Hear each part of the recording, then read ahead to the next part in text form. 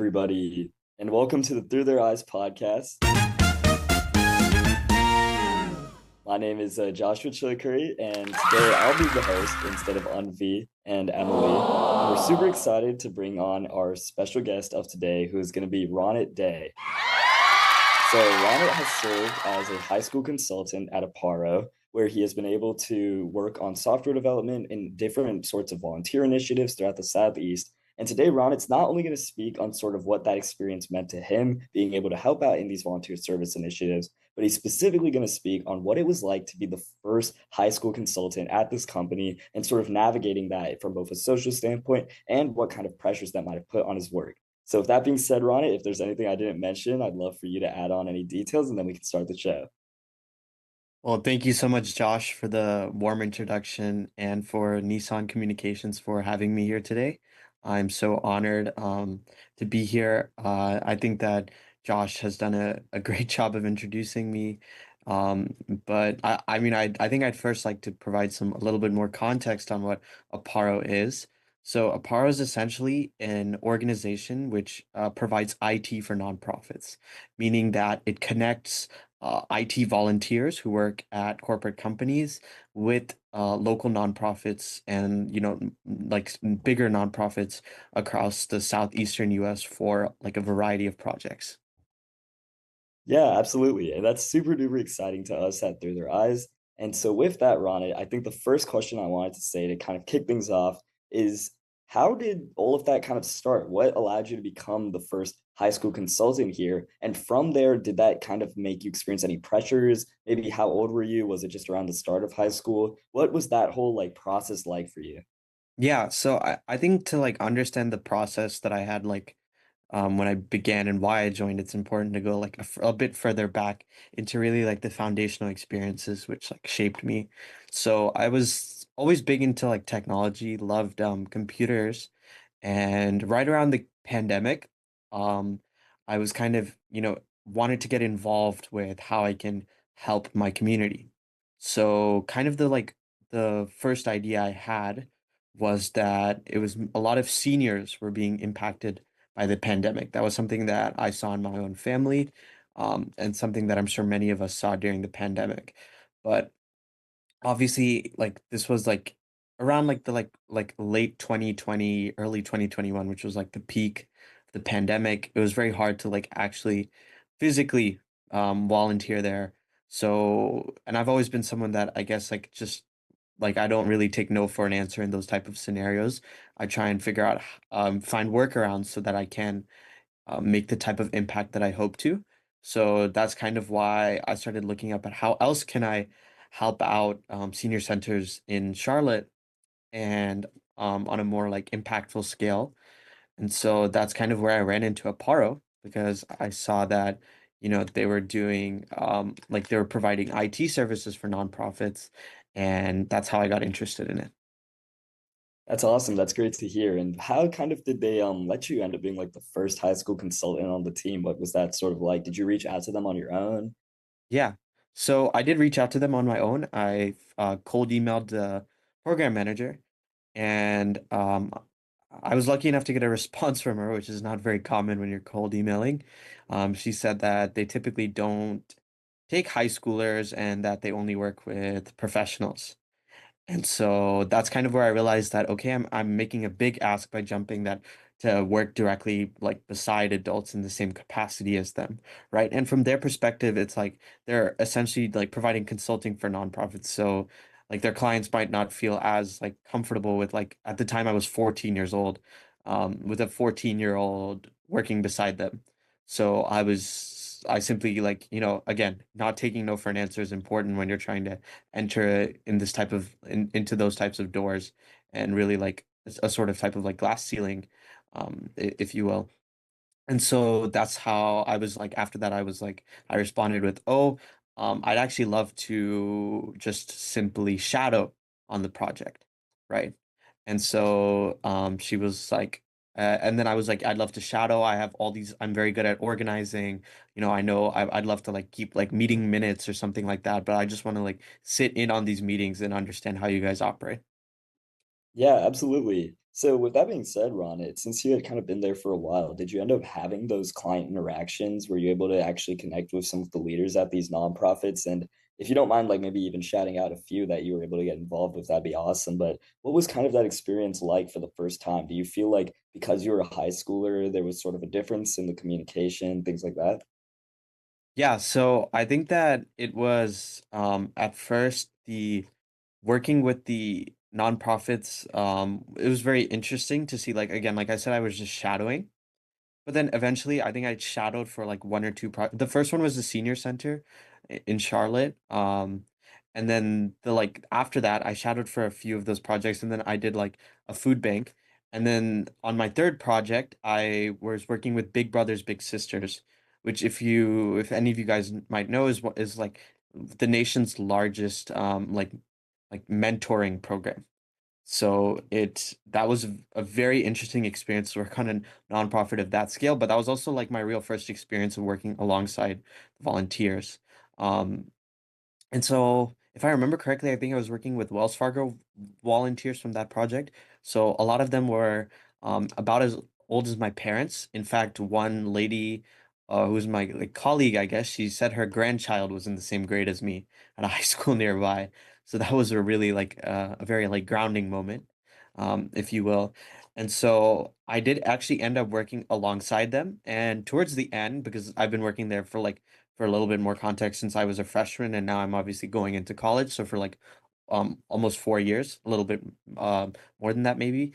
And so I've actually like towards the end, like in my like junior and senior years, I was actually responsible for like onboarding new corporate volunteers into the program and telling them that kind of taking a more like leadership initiative in these group meetings because like at that point technically I was the person with the most experience.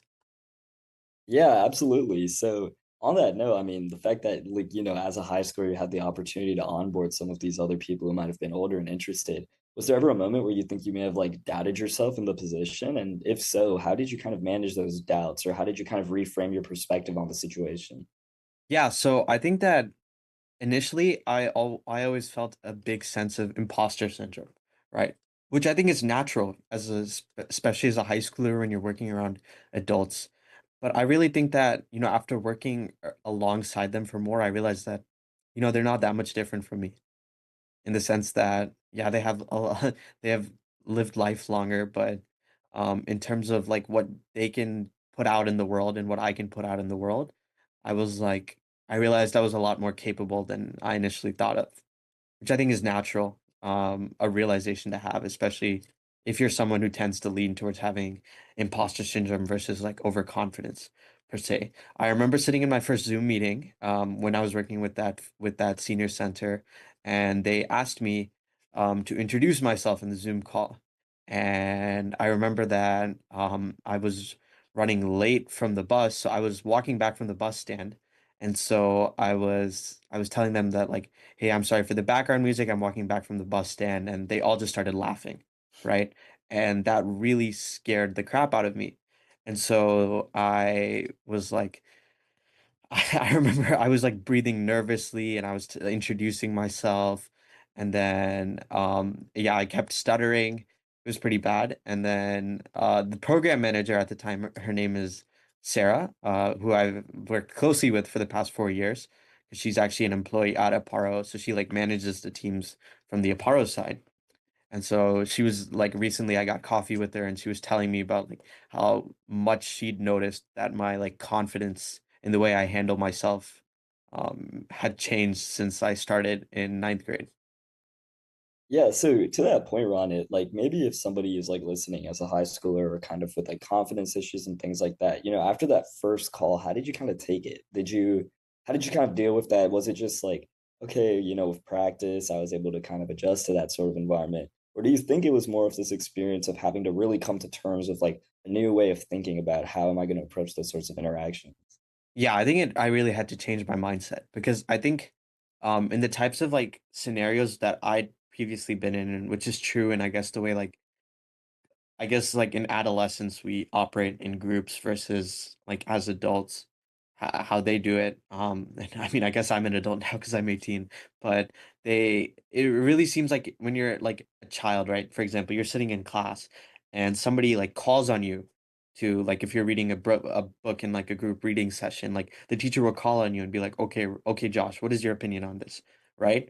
But what I quickly realized is that like working in those types of groups, because again, like these people are experienced. Like most of them were about as old as my parents, if not older. Like they'd been working in the IT field for more than like 20 years for massive companies like Wells Fargo, Bank of America. Um, and so like I guess like working in those types of like corporate settings, people like take initiative and like they were never called upon, like you would just give your opinion. And I specifically remember because again, like a little bit more context of how these like the actual projects went. They lasted around like between like 6 to 12 weeks. And essentially like for the first like few weeks we would just talk to the nonprofits and we would try and understand what their issues are, right? Because to like before we can give them a solution, we have to get a deep understanding of kind of what the problems are. So that would mean like very deep diving into like if for example, I remember that first project we were working on donor management systems, right? And so they were essentially trying to track all of their donors using Excel. And this was hard to track inbound, but also to outbound emails to say like remind their donors around like Christmas or like Giving Tuesday, right? The Tuesday after Thanksgiving to donate money. And so I remember for those first 3 weeks that I would sit in these Zoom calls and it would be like we were working with the nonprofit leads and then people from the Aparo team and the volunteers, they would be just constantly rapid firing questions like, okay, so if I donated money, then how would this go? And so I remember I had many questions of my own, but I would just sit there and I would just nervously overthink. And I was very like, especially after my like first like interaction with the team, where I like, kind of humiliated myself to an extent. That itself made it a lot harder for me to worry about, oh my God, what if like I say a stupid question? And then I think by the fourth time, kind of, and a mental trick that I've learned, and kind of this is a quote I read, is that like all great things come from like 3 seconds of just insane courage. And so I remember what I would do is that I would like count backwards in my head, like 5, 4, 3, 2, 1, and then I would just go, and then I would just ask the question. And I remember it took me until the fourth meeting that I actually asked a question. And when I asked a question, they were all like, "Wow, that was like a very good deep question I asked them." And that like the nonprofit and the like people from Aparo were quite shocked that like a kid at 14 years of age could think of that. Yeah, absolutely. I mean, I think that's absolutely like an incredible answer. I think one of the biggest things, especially like around our age group, is learning to kind of take initiative, how different that is in the real world. But I also really like that you mentioned the whole mental trick that you kind of use because it is a situation where you're really like stuck, right? In one of these areas of how much do I not know? Like how not really being able to gauge how much you yourself know about one of those things. So I think I kind of do want to switch gears a bit more to like what it was like working with some of these organizations. So you had mentioned that Aparo is making these like software systems, maybe data management, donor management systems for nonprofits. So I'm assuming a lot of those nonprofit leaders might have been from like a non-technical background, right? So did you ever have to deal with things related to communication or things of that nature? And were there communication barriers or challenges you learned to navigate as a high schooler?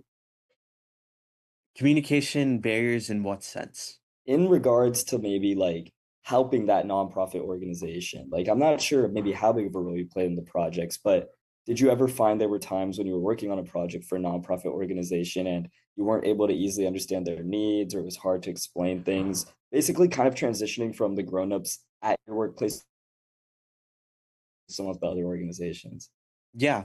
So I think that there definitely were times when it would be hard to like fully understand like what the nonprofit was saying. It's very sad that a lot of these nonprofits are extremely under-resourced. Like I remember like talking to someone in a later project which the name of the nonprofit was Charlotte Family Housing, and they essentially provide housing to families in Charlotte who are struggling to find a roof over their heads. And I remember for their like I guess like inventory and donor management softwares that she would I talked to a lady who would manually like count it on and put it into Excel. And there were so many like because the tricky part about that project, for example, is that they didn't like compared to like other nonprofits, which like for example, like Big Brothers Big Sisters, right? Their donations are all just like straight cash, right? But when it came to this like Charlotte Family Housing nonprofit, they needed to track donations which were tangible also. Like, somebody donating like diapers that they can stock in one of their shelters or like food cans. And so I remember that like that having to ask a series of clarifying questions to fully understand the scope of these like different types of donations that they were receiving, and that helped us better inform of what type of system we can create to, obviously, and to automate that and replace that. Yeah, awesome for sure. And I think this is maybe a different, more emotional extension of that. But do you ever feel there was a certain project that really stuck out to you where you just felt very emotionally attached to the mission and you almost kind of had to learn how to extrapolate that emotional attachment to what can feel very disconnected, which is sort of making these software systems solving an entirely different problem? Like, I know for a lot of kids who are specifically just focused on they really enjoy building things or they really enjoy dealing with policy or like working with other organizations as more of an external role, it's hard to see the link. But obviously, for someone like you kind of had to navigate that link of like being an engineer building this software, but then being a spokesperson on behalf of these problems and kind of representing some of these organizations. So, to the original question again, was there a certain one that kind of stuck out to you where the mission really struck you emotionally and were you kind of able to extrapolate that to your work? Yeah. So I think that one project that in particular stuck out to me was working with Big Brothers Big Sisters. And the reason why for that was that growing up, like one of my close friends actually was a so they they have what are called littles and bigs. So the little is like the kid who's, matched with like a big who's supposed to like play kind of like a parental figure or like a mentor, right? And these are mainly targeted towards kids who are kind of like seeking to find that in their life if they don't have that. And so I remember my friend telling me about how influential his big was to him, and that I knew that, by building and I think for that project, I was working in the technology side of things, right? And a lot of it was dealt with their like matching process and the databases that go into that. And so I remember finding that especially meaningful because I knew that like the better that software is, the more accurate the matches are, and that I could like sense that like, okay, I'm making it more effective and more efficient, the like connections that are being made so that, there's kids out there that are getting the exact type of mentor they need, with like similar life circumstances, experiences, and like, that perfect fit, which I think is just magical. Yeah, absolutely. And I'm just curious, was the person that you had met who was in the program, was that before you got the opportunity to work with them or after? Yes, yes. So like I was friends with him, like he lived in my neighborhood around like when I was a very little kid, like maybe Mhm. like 7 or 8 years old. But I remember him mentioning the program and I remember him mentioning his big. Yeah, absolutely. Well, that's super cool to hear. So you just kind of got put on like the project by coincidence much later on as you were with Apara. Yes. Yes. Yeah, that's awesome. Absolutely. Yeah. Well, like I could actually pick what types of projects I wanted to sign up for, and I remember that this was also a reason why I picked that project. Oh, okay, cool. Yeah. What do you think is one of the biggest things that kind of guided your choice in what project you wanted to work on? Yeah, I think that a lot of it had to do with, I guess, like the scope of the project, right? Like I wanted to work with like the bigger nonprofits, but then again like there were some that I felt that my expertise could not be, you know, like given. Like there were some which were related to like more so like the like financial side of things. And I don't really have like an accounting background or anything like that. So I knew that my time is better spent, and I can make a more meaningful impact in other types of projects. Yeah, absolutely. And so I'm a bit curious from the emotional side around it. Like after a project was complete, did you guys get the opportunity to stay connected and maybe see some of the impacts or effects of the stuff you worked on? Yeah, so we would see like we would get like like around like a year or two afterwards, we'd get an email like from like the program manager Sarah. There's many program managers, but I mainly worked in Sarah's teams just because like I enjoyed working with Sarah and we just developed like a personal like friendship over the 4 years. And But yeah, I remember getting an email from Sarah after like the first project I worked on. I remember getting an email from her about how that senior center, how their like number of donations had almost doubled, and how they were doing that, that was that the number had doubled, but they were spending less time, like that they were saving volunteer time. Um, or like the staff that were working there, they didn't have to spend time like sending out hundreds of emails to potential donors because our software was just automatically doing that. Yeah, that's absolutely awesome, Ronit. That's like incredibly great to hear. So I do want to speak maybe for the audience a bit more back to like the teenage experiences of all everything you did with the Paro, especially maybe from more of like an emotional side, things like that. And I was kind of curious to open the floor here. Other than just having to fit in with this group throughout your high school experiences, is there a specific challenge or obstacle emotionally that stuck out to you that happened throughout those 4 years? It might be a hard one if you reflect on the experience. Maybe it was like a specific moment, a specific project, like a certain Yeah. meeting. Yeah. I think I reached out to it. I spoke about this earlier, but really, I guess like finding my confidence to speak up about like about like kind of what questions I have, or about like, about my opinion of how to take things forward in those types of scenarios. I specifically remember like once disagreeing with everyone on the team about because essentially we would like score these softwares, right? We'd create like a BRD, which is a business requirement document about like kind of what preferences the nonprofit would have when it comes to picking a software. So for example, with like a donor management software, some nonprofits like actually wanted the ability to like accept crypto as like a form of payment, but then others did not. And they would rank that priority between 1 and 4. And so from there we would like multiply, like if it has the feature, we would rate it 1 to 5 on how good that feature is, and then we would tally the scores based on priority and this like subjective scale.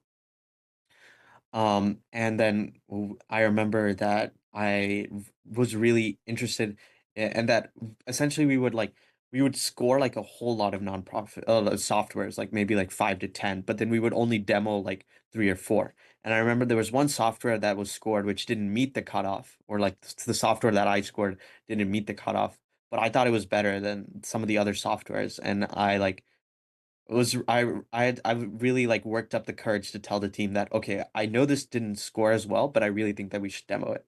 And then it actually ended up being implemented after went to the demo, and we realized that, and it was not like completely like my fault either, because the website wasn't very like comprehensive about what the like features of the software were. Which I told the sales rep later that she needs to do a better job of that. But then we that actually ended up being implemented. Yeah, absolutely. That's super great to hear. So I'm curious, Ronit, now that we're kind of getting into like the 1/3 mark, and we can continue to stay talking about a par if you want, but throughout high school, was there any other sort of initiatives or service initiatives you had kind of led that you think might be able to provide like some great insights into sorts of challenges that adolescents faced and things like that? Yeah, so I think that another like thing that like it's very hard for adolescents to break into is can be research. I think that many high schoolers who are, first of all, like doing research as a high schooler is something that's not very like I guess like common, right? It's kind of common in like like if you're in like the right type of environment, but if you're not, then it's like it's unheard of. But specifically, and I was lucky enough, like you, Josh, to go to NCSM where I was in that environment that everyone was doing research around me. But before that, I actually did started doing research in high school, and my high school had a research club, but like it was very like it was not very formal, and like not very people made it past like the regional science fair.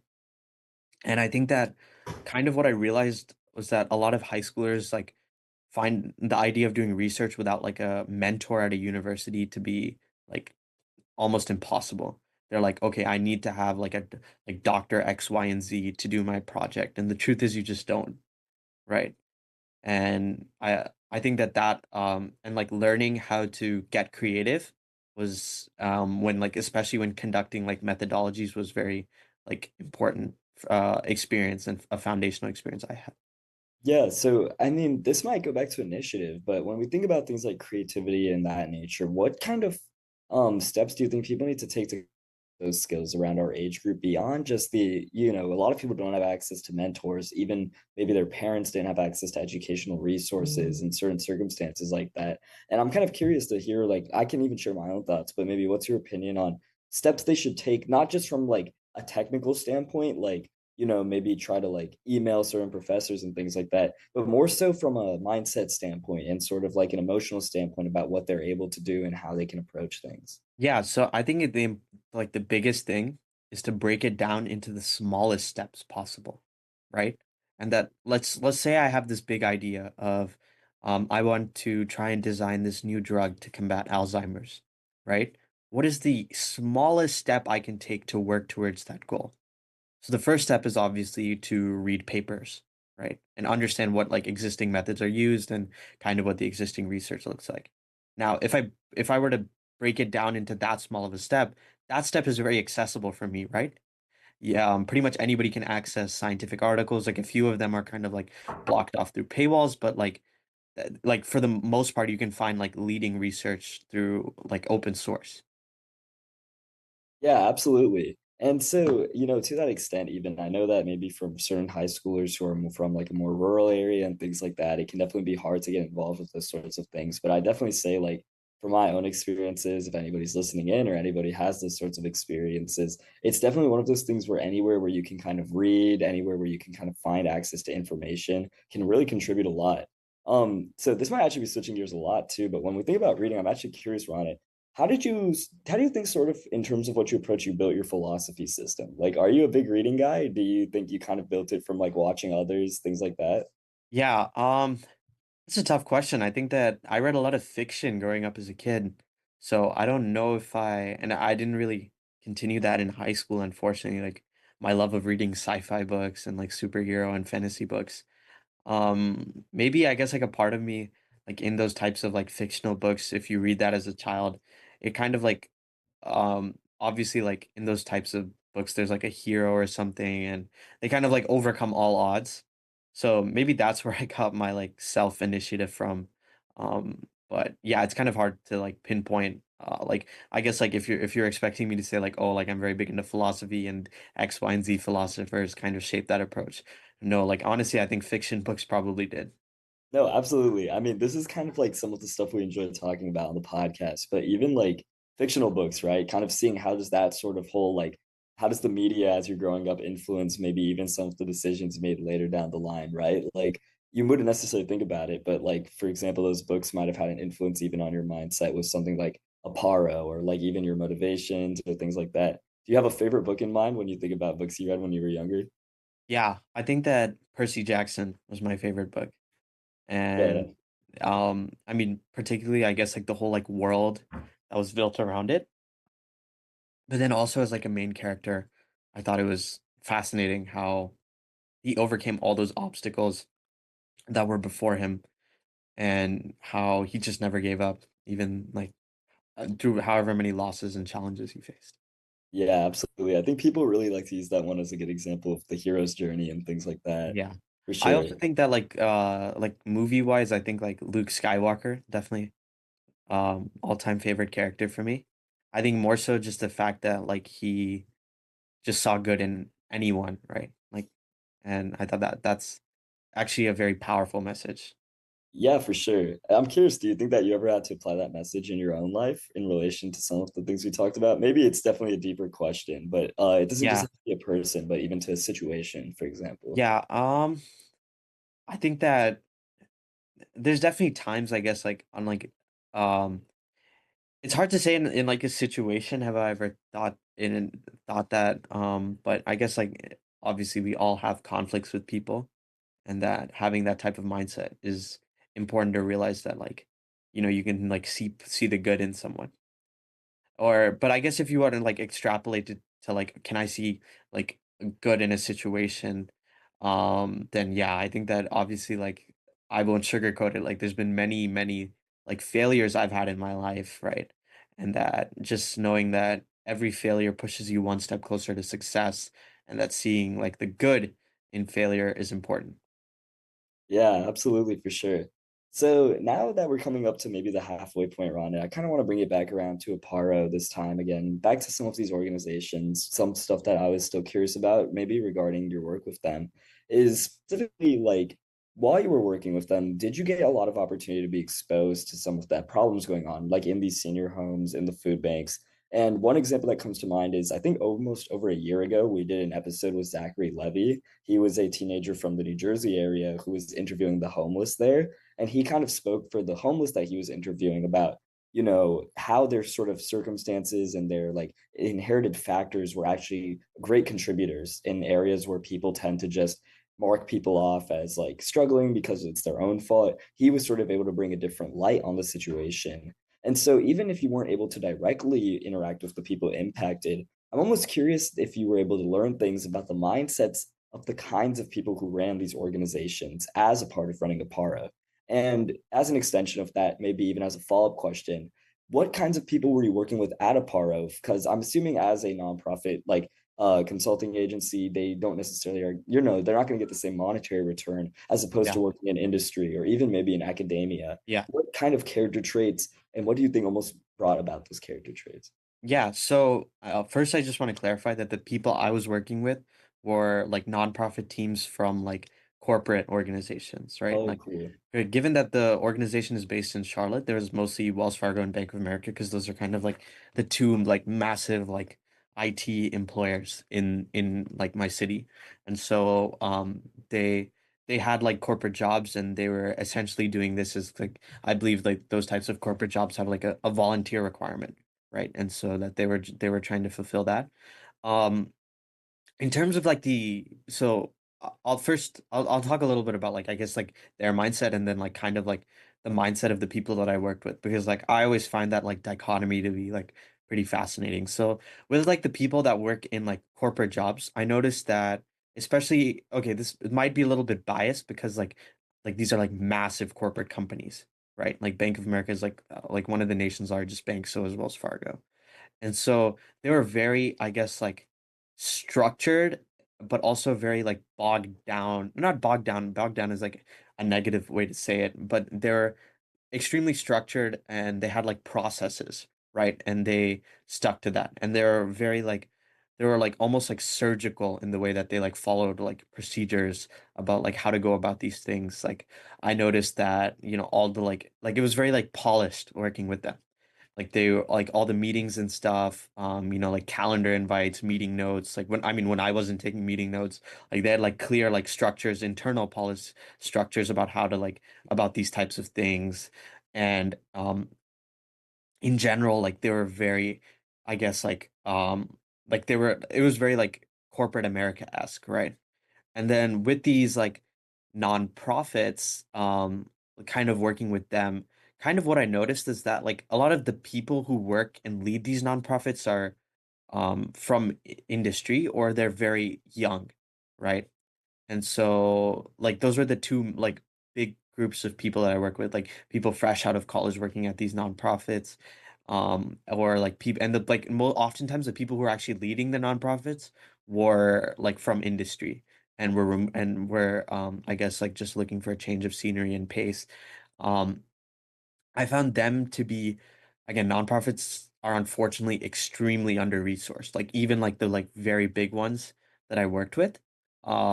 I can't go like very too much in detail when I'm talking about this type of stuff because I did sign like NDAs through proxy of my parents. But they were it was definitely uh like they were very creative, is how I would say, right? Because and the other thing I noticed is that when I was working around like the like Bank of America volunteers, and this was like probably the biggest difference, is that there was a sense of specialization. That there was like even like when I noticed this about looking at their like LinkedIn's just because I was curious about them outside of the capacity I worked with them, but or even like the like email like the like headers they had, is that there was like one person that was just only supposed to do one thing, right? Like I remember working with like a Scrum Master, which is like something in like the IT world, and that they had like employees just for that versus in like a nonprofit, like they just had like one person like named titled as like a CIO or like a tech lead, and then this person would just run everything involved, right? And so kind of like that idea of like in the corporate world, I saw that it was very like specialized and people would only wear one hat versus in like the nonprofit world, fewer people, more jobs to do and tasks that there were so many people wearing like so many hats. Yeah, absolutely. That completely makes sense. And something you had actually touched upon was that a lot of these people you ended up working with were from a younger age group. And I know that kind of the differences in age and mentality across generations is like a really big key theme in our podcast. So I was wondering if, on your perspective and for like in your opinion, why do you sort of think that might be the case? Like, of course, there's these balances of you can mention things like balancing different sorts of work-life balances, responsibilities, but do you think there's a reason that a younger audience is like more common to find in some of the kinds of people you ended up working with at these nonprofits? Yeah, I think it's a circumstance of like the job market. I think that it's just like it's good for someone at a young age to, I guess, get as much like experience as possible. And so I think that's why people like found themselves in those roles because they were exposed to a variety of different jobs, right? Like I mentioned, if someone is working as like a tech lead at a nonprofit, like versus working at like in a tech position at Bank of America, they're wearing so many different hats. And so it gives them the chance to like explore. Now, in terms of like a mentality that I saw, that was different between like them and like their older counterparts, I think that in general, I think it's less so of a like a generational thing, more so just a product of like as people get older, I think that they tend to get a little bit less flexible and kind of in the way they think, right?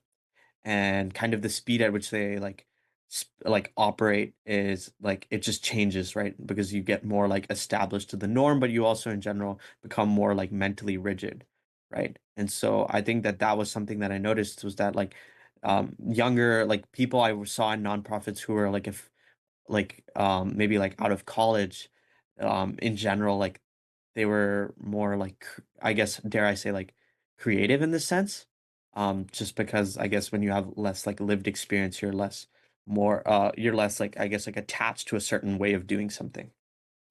Yeah, absolutely. I mean, I think that is a big thing that people kind of agree with is we tend to sort of stick to tradition or like fall into traditions. So obviously, like a newer mind is always going to be somebody that can sort of propose new ideas and think differently.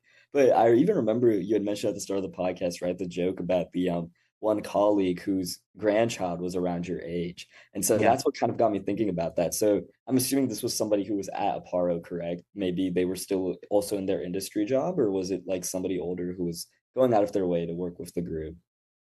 Yeah, yeah, she was from industry, Yeah, right? absolutely. Yeah. Do you think that you noticed like was the age ranges of people you worked with at Aparo just like completely all over the place, or did it generally tend to be around a certain age group?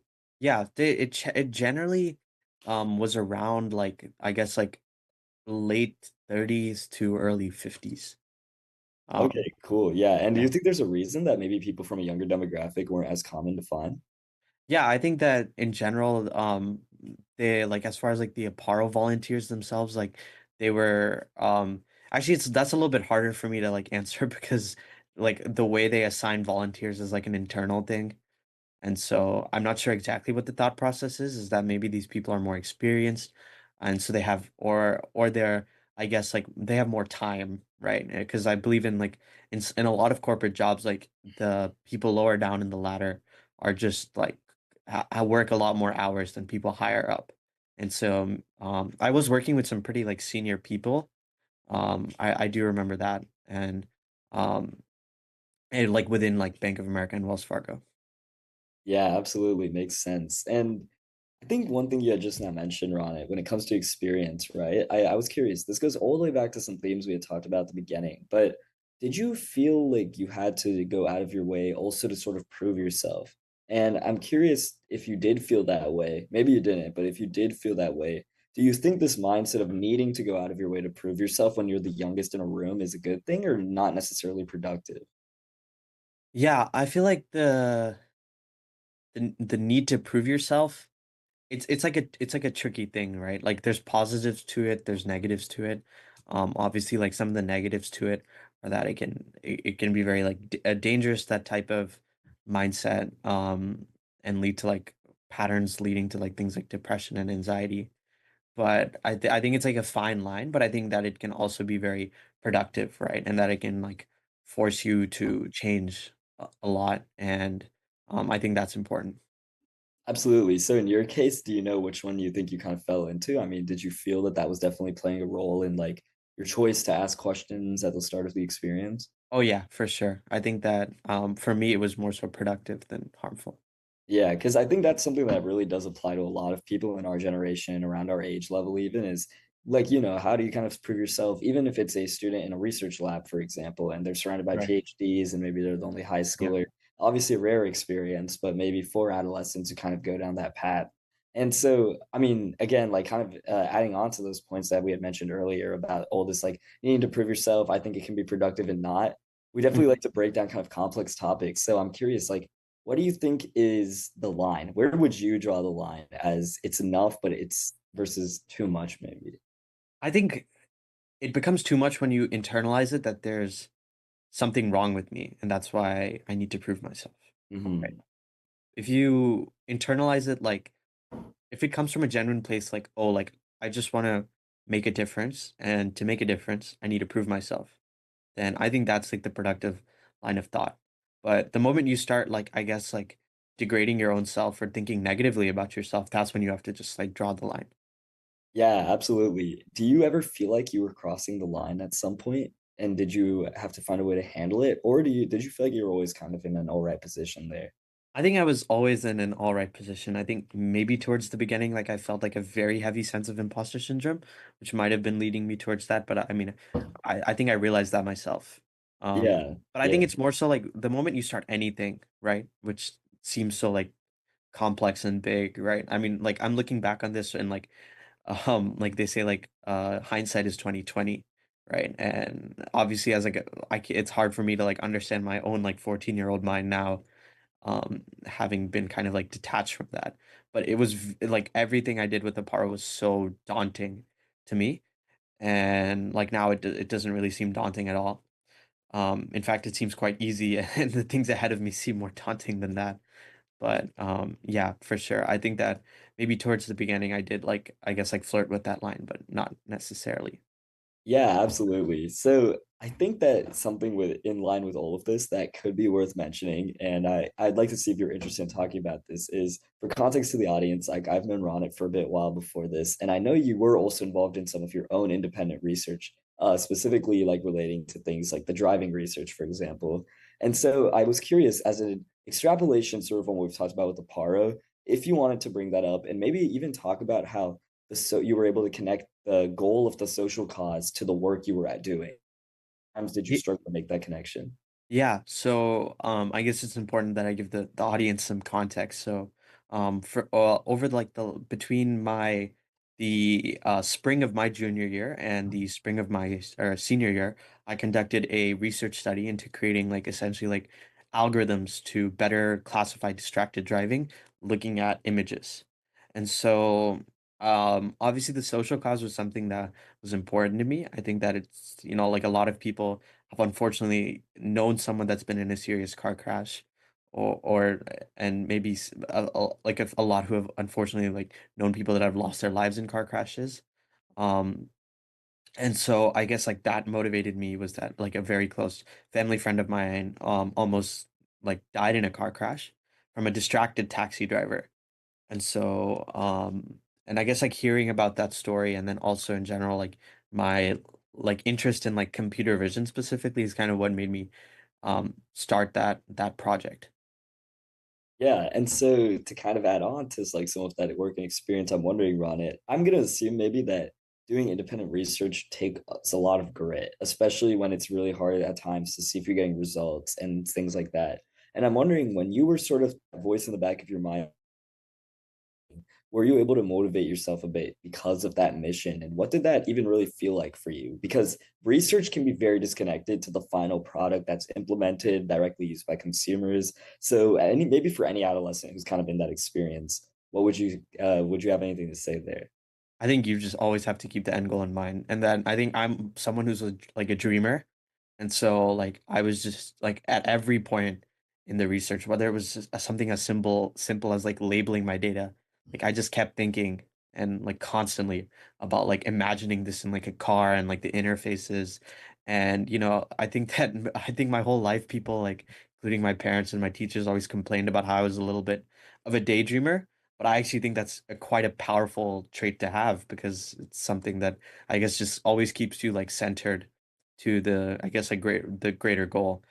And so I won't sugarcoat it. There was like plenty of times where I felt like the need to like really dig in, right? And it's with like something like research, like you constantly face hurdles. And actually like the biggest hurdle, because I know like a lot of like students are watching this who might be interested in research, is that like actually executing the methodology of your research will for sure take longer and be much harder than what you expect. Like I remember my one of my teachers at NCSSM telling me he was like, Ronit, if you expect something to take a week, add two to that and then change the like scale from weeks to months. So something that you think takes 1 week will probably actually take you 3 months. And I remember like when he told me this, I was like, no, no, no, like you don't understand. Like I know what I'm doing. Right. But then he was like, no, like the most like experienced researchers in the world and anybody who builds anything will tell you that it almost always takes you much, much longer, especially when you're trying like something as daunting as research by yourself. And so like for me in my research journey, like with the distracted driving, it was the biggest challenge was actually getting a data set. And initially I thought I could just find an open source data set, but then I realized that like the quality of the data was not as good as I needed it to be, right? Because essentially, like all the existing data sets were looking at like single images of distracted driving in single instances at like discrete points in time. But I needed like a continuous like sequence of images time-stamped to like identify like I guess like shifts between distraction stages. And that just didn't exist out there. And so I needed to create my own data set. And that is a very like daunting task in of itself was that I remember when I realized like I there's no existing data set for this and that I need to create my own, I thought, oh no, like it's over. Like what do I do? Right? But then I remember like I broke it down into the simplest possible step that I needed to do. Like remove all the like extraneous nice to have features. Like, do I really need to be driving to simulate distracted driving? Not really.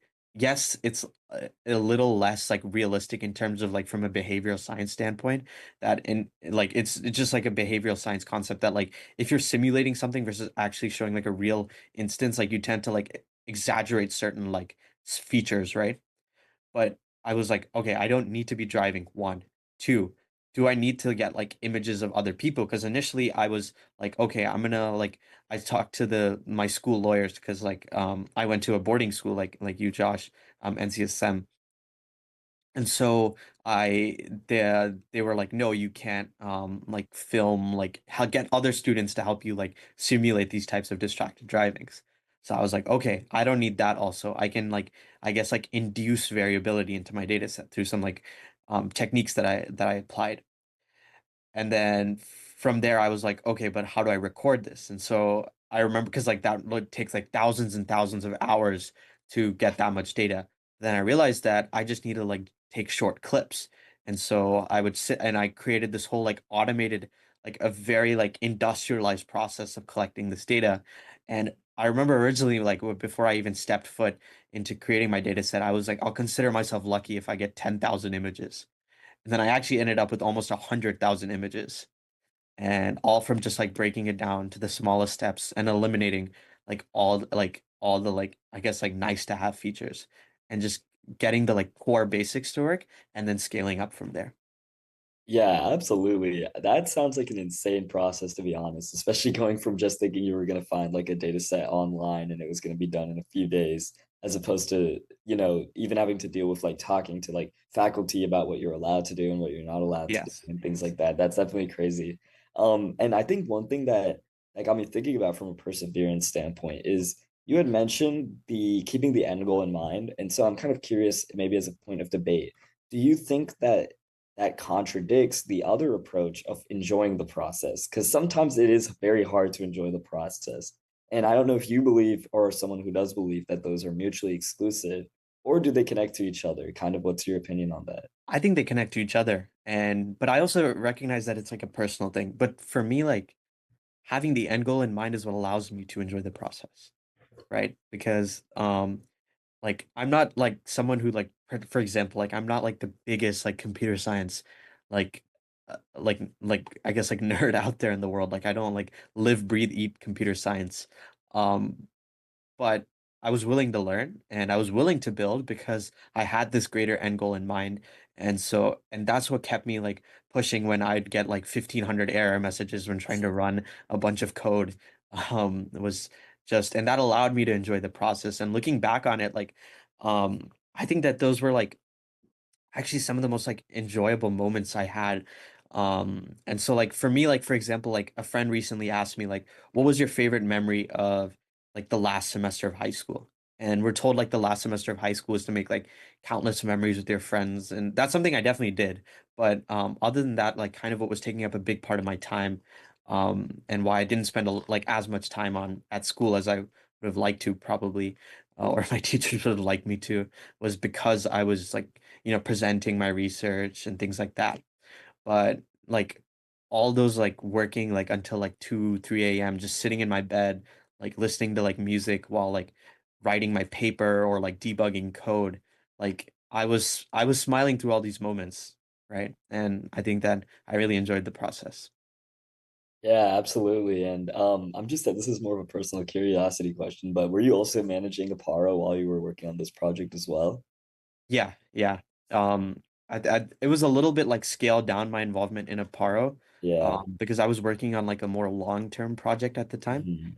Mhm. And so there was less need like on a weekly basis to the amount of hours I was putting in because it was like stretched out over the whole semester versus like normally it's only like 6 weeks. Yeah, absolutely. That's actually that's incredible to hear, to be honest. Do you think you have any tips to the audience about time management, maybe? Um, I think the important thing is that to just like maximize every moment, right? And that it's like, especially for like the audience going to college, and because like I went to a residential school, so I'm like somewhat like can like speak to this and I feel more ready for college, is that like, I noticed that a lot of my friends would just like sit around in the library and like socialize, right?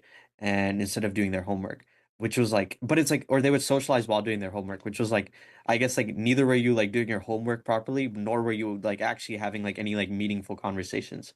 You were just kind of like existing, right? In a space together. And so I would make a conscious effort to like n never like I guess like study around other people. And that allowed me to A, do my work better, but B, do it faster. And that when I actually did make the choice to like and I would dedicate my time to like going and like like meeting my friends or spending time with them, something like running pickleball or getting dinner with them, was that I was able to like maximize and really live in that live in the moment because I'd come to like the mental peace like, oh, I've done my work. It's time for me to enjoy. Yeah, I mean, definitely. I'm a huge believer as well in kind of being able to like devote your full focus to like the one thing in the Yeah. moment. It even goes back to the research, kind of having to devote your full focus to the end goal. And then even your stuff with Aparo, right? Like focusing on the projects, the reason, the why. I think that since Aparo is kind of where we started in the last few minutes, I would love to kind of end off with a question there is that now that you're here now and you mentioned you even had a coffee chat, I think, with your program manager like recently, right? I'm curious. What do you think is the biggest change? What's changed the most about you since you started high school up until now? You're about to be an incoming freshman at Duke. I think that it's just the like um oh, that's a tricky question. Wow. I think that You can even say a multiple if you want. I don't want to restrict you too much. We can definitely go through I a think few. the biggest change for me was that I was someone who's pretty quiet when I was like in ninth grade.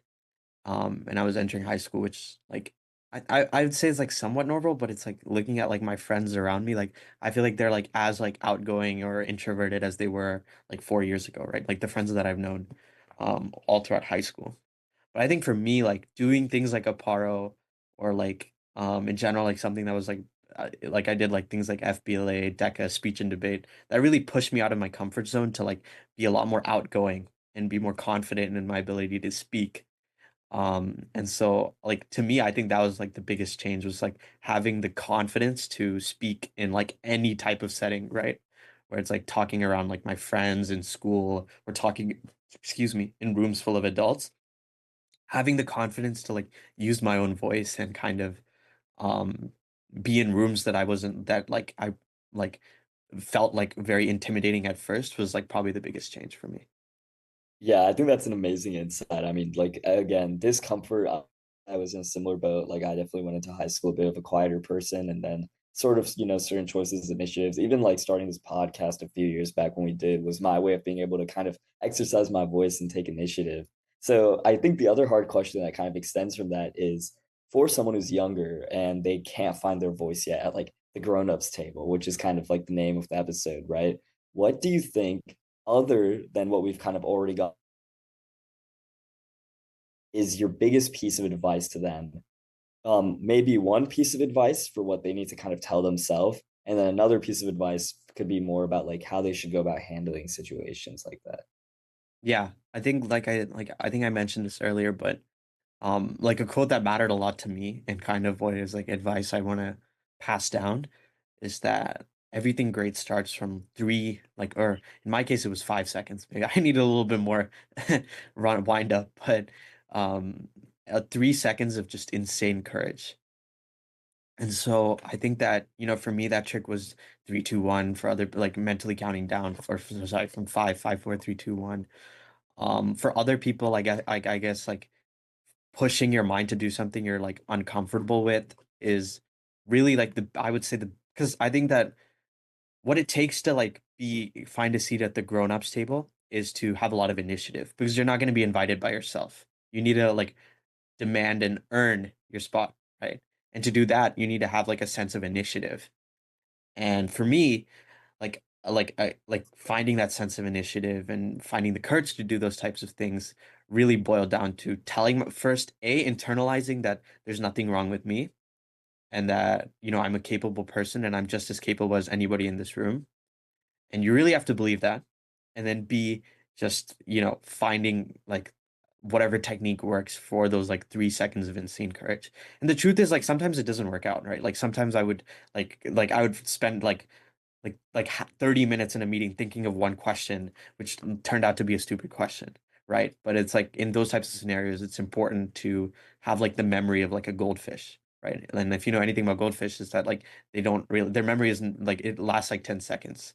And so kind of that internalizing that is also very important for like, I guess like coming to terms with when something doesn't go your way even after you find the courage to do something.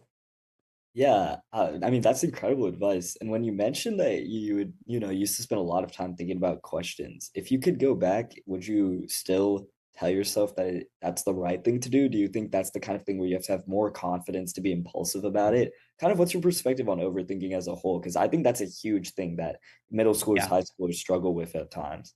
Well, I mean, I think that the truth is I don't think about when I'm sitting in a meeting now, I don't think about it as much. Before like or in general questions come to my mind quicker, but that's a matter of experience working with other projects, but also a matter of confidence. And the truth is I wouldn't change anything about that process because I think that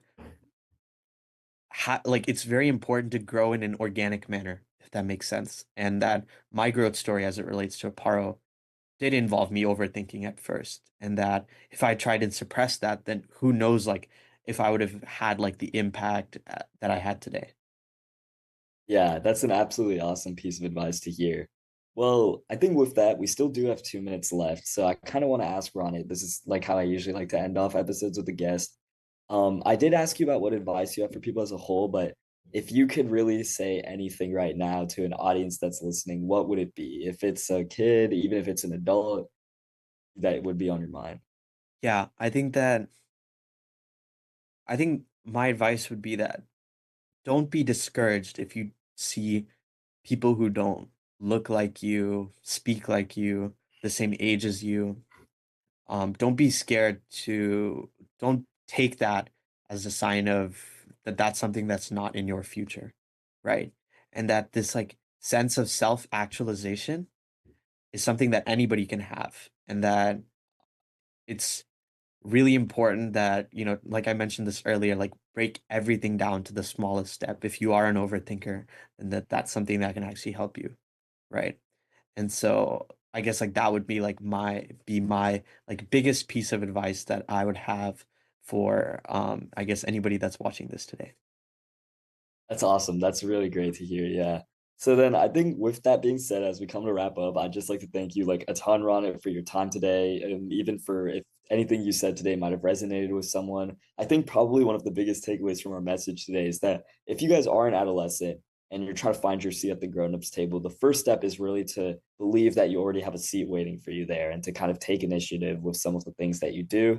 And also understand that, like Rana had mentioned at the start, it's not like life is going to call upon you now. You almost need to call upon yourself to sort of take initiative with things.